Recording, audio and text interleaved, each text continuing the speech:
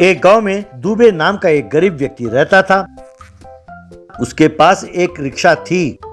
वो एक सुपरमार्केट के मालिक के पास काम करता था। सुपरमार्केट वाले जो सामान देते थे वो अपने रिक्शा में डालकर घर घर जाकर डोर डिलीवरी करता था। वो मालिक ट्रिप के हिसाब से उसे पैसे देता था। दुबे की पत्नी और मुन्ना और मुन्नी नाम के दो बच्चे थे।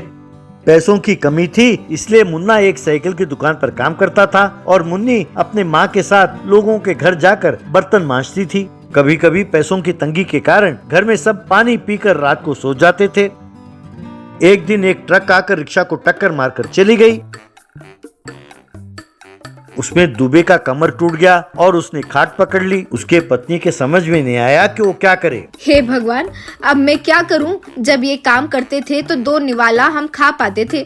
अब मेरी अकेले की कमाई से घर कैसे चलेगा भगवान? यूं दुखी हो रही थी तब मुन्ना, माँ, जब तक बापू ठीक ना हो जाए हम दोनों मिलकर बापू का काम करेंगे। माँ, तुम चिंता न करो। माँ ने मजबूर होकर ठीक है कहा। यूं दोनों रिक्शा लेकर गए और सुपरमार्केट के मालिक से मिलकर उन्हें सारी बात बताई। तब सुपरमार्केट का मालिक, अरे तुम दोनों छोटे बच्चे हो, तुम दोनों से ये काम होगा? अगर तुम्हारी रिक्शा कहीं टकरा गई तो मेरे माल का क्या होगा? ना बाबा ना, तुम लोग जाओ, ये कोई बच्चों का खेल नहीं। तब मुन्नी, सेठ जी ऐसा न कहिए, अगर आपने हमें काम नहीं दिया तो हमें भूखा ही सोना पड़ेगा। आप हमारी परेशानी समझिए सेठ जी, आपके माल को कुछ नहीं होगा, आप हमारा विश्वास कीजिए। तब दुकान का मालिक मान गया। इस तरह मुन्ना और मुन्नी मिलकर माल को लोगों के घर डोर डिलीवरी करने लगे। एक दिन वो पड़ोसी गांव में डिलीवरी के लिए जंगल के रास्ते से जा रहे थे। तभी तेज हवा चलने लगी और बारिश होने लगा। उस तेज हवा में इनका नियंत्रण बिगड़ गया और रिक्शा खुद ब खुद आगे बढ़ने लगी। मुन्ना ने बहुत कोशिश की लेकिन वो नियंत्रण कर नहीं पाया। वो रिक्शा यूं जाते जाते एक लिलीपुट गांव में जा रुकी। तभी बारिश भी थम गई। इन दोनों को देखकर सब लिलीपुट तलवार लेकर बाहर आए। लिलीपुट का महाराज, तुम दोनों हो कौन? यहाँ क्यों आए हो? यहाँ जो भी आया है वो जिंदा वापस नहीं लौटा। तुम सोचते हो ना कि हम ठिकने हैं? हम क्या करेंगे? हमारी इन तलवारों के नोक पर जहर है, अगर इन्हें चुबाया तो सीधा मर जाओगे। तब मुन्ना, महाराज जी माफ कीजिए, हम जानबूझकर यहाँ नहीं आए। हवा का झोंका हमारी रिक्शा को यहाँ ले आई।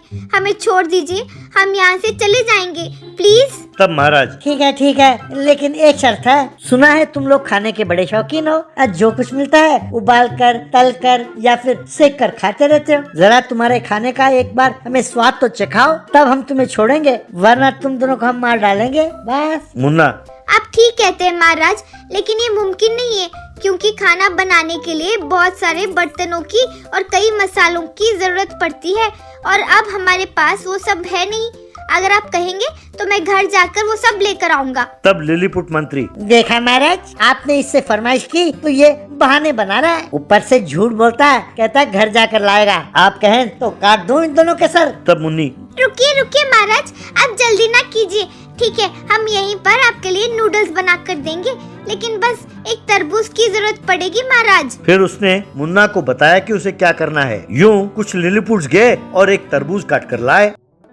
तभी मुन्ना और मुन्नी ने 2 चूल्हे जलाया। फिर अपने रिक्शे में से मैगी नूडल्स पैकेट्स लेकर आए। फिर जो तरबूज लिलीपुट्स लाए उसको 2 हिस्से में काटा और उसके अंदर के सारे फल और रस को बाहर निकाला और उन्हें 2 कढ़ाई के रूप में बदल दिया। फिर उन दोनों कढ़ाइयों को चूल्हे पर रखा। लिलीपुट्स बिना कुछ समझे देखते रह गए। फिर उन दोनों तरबूज के कढ़ाई में उन्होंने पानी डाला। पानी के उबलते ही उसमें नूडल्स डाला। उस तरबूज वाले कढ़ाई में नूडल्स अच्छी तरह पकने लगे। बाद में उन्होंने प्लेट्स में उन नूडल्स को परोसकर लिलीपुट्स को दिया। नूडल्स का स्वाद चखकर लिलीपुट्स दंग रह गए। महाराज, अरे वाह, क्या स्वाद है, क्या स्वाद है। अरे अब ये जड़ी बूटियाँ, फल पत्ते सब खाकर हमारी जीभ एकदम मर चुकी थी। बस मजा आ गया। बस इसे खाया तो लगा एकदम स्वर्ग का खाना खा रहे हैं। ये लो, ये सारा सोना तुम दोनों का है। ये सब सोना ले जाओ और जब भी हमें जरूरत होगी तुम ये नूडल्स बनाकर लाकर खिलाओ। बस इस तरह दोनों खुश होकर सारा सोना रिक्शा में डालकर वहाँ से घर की ओर चल पड़े।